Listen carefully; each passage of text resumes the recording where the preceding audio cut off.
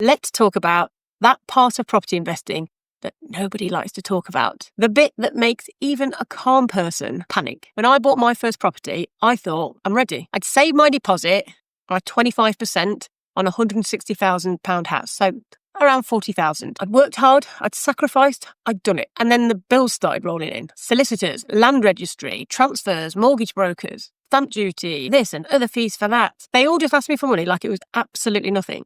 Because to them, they were just doing their job. To me, it was everything. I remember staring at my laptop and just being like my stomach hurt. I was offended because I'd done all the right things. And then all of a sudden, all these other people wanted a piece of it. But here's the thing, the money itself wasn't the problem. It was what it brought up in me. You see, I always had money, but for some reason, I just could not spend it. I don't know if anyone else gets that weird backwards anxiety when just letting go of it just feels so wrong. And back then, I didn't really know what to call it. Now, I would assume that was probably some form of financial anxiety. And I say backwards because I never struggled with money, as in I had money, but I just struggled to spend it. Every time I'd send a transfer, my chest would just tighten. And I'd just think what if I've picked the wrong property? What if I've just made a huge mistake?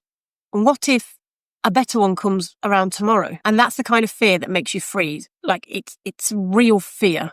It's that fear of not wanting to get it wrong. And the thing is, that fear, it doesn't just stop because the payment's been made. It carries on. It's that follows you into every decision you make. It's just there. The worst part was never the money leaving the account. It was those choices. Just too many voices, too many opinions, and just way too much noise. And you've got everybody who's got their story, their way, their mistakes, you must do this or you must do that. And there's me trying to make decisions about things at the time I had no idea about, like interest rates, different areas, yields, just loads of terminology that I just didn't understand yet. And so I guess guessing with money is terrifying. That is analysis paralysis right there. That's analysis paralysis in real life. When you have to decide without knowing, and every decision feels like it's just going to ruin you. And that same fear of getting it wrong didn't just show up in property.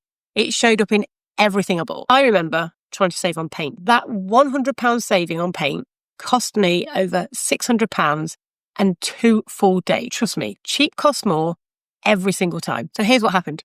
I thought I was being smart, saving all this money. I ordered the tins of paint and I booked in the painters, 2 painters for the next day. Paint was arriving on the same day as the painters. Then I get the call, the painters, there's no paint. So I call the company to find out what's happened. Turns out there's been a mix-up. They're going to deliver the paint the following day. So now I've got to rebook the painters for the next day. Luckily, they're available. But now I've got to pay them because it's not their fault that the paint didn't arrive on time. So next day, painters turn up, paint arrives. Then I get the next call. We've got a problem. What's wrong? The paint doesn't match the walls. See, what I decided was we were just going to paint a few walls in the house, but the shade of the paint didn't match what we had. So now we have to paint the whole house. So what should have been a day with the 2 painters now turns into a full house paint. And then the other issue was the paint was quite thin. So it meant extra layers of paint. Plus, because now we're doing a whole house, I need to buy extra paint. So we've got to order more paint in. That mistake, that saving cost me so much time, so much money. And it also had a knock-on effect. Because when you're refurbing, you're organising and plugging everybody in at the right time. So the people that are coming in after the painters, now they're on delay because the painters haven't finished. The paint's not dry. We need to wait. So that carries on the delay. So it's money, it's time, and it's all those other things that happen along the way. So that saving cost me heavily. It cost me well over £600 and it just pushed the whole project back. So please, please, please believe me. Cheap costs more every single time. And it's exactly the same in property investing. The upfront cost feels painful. It does. But cutting corners costs way more down the line. And that's the moment I realised the problem wasn't the cost. It was the chaos. I needed a way to make decisions that they weren't based on emotion. And that's when it clicked. I didn't need to be clever. I needed to be consistent. One paint, one supplier, one system. Find it, refurb it, rent it out, refine it. Every property with the same rhythm. You see, because when you remove that guesswork, you remove chaos. And that's when investing starts to feel calm. So back then, It wasn't like I was tired of making the decisions. I was just really scared of them. There was just no structure, no experience, and I literally had no idea what good looked like. Now I do, and that is the difference a system makes. It just turns all that risk into a rhythm. It turns emotion into data, and it turns fear into peace. When I finally found that calm, life reminded me why any of this even matters. Life's reminded me lately how short and precious it is. So recently, we lost our dog. She was 20. Happy little thing. And 2 people I knew growing up recently passed. One was fighting something for years, but was a really happy person. And the other just walking home one day and was gone. 3 completely different situations, but with the same message. You can bounce back from fear or embarrassment or just mistakes, but you can't bounce back from gone.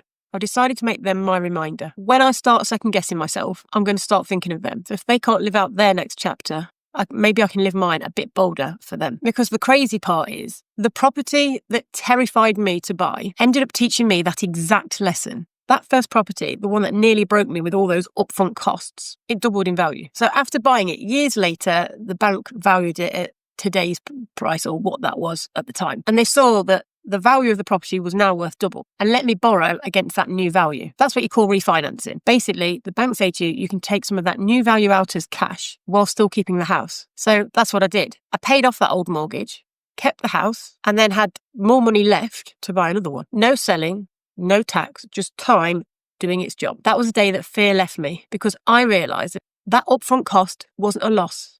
It was an exchange. I traded that money for time. That time gave me that freedom. That's when I finally understood. You can't control life, but you can control what you leave behind. You can't predict tragedy and you can't plan for loss, but you can absolutely build something that keeps showing up for people that you love. And that's exactly what property does. It gives you time, stability, and a legacy. Property investing is expensive. It's meant to be, because what you're really buying is time, and time changes everything.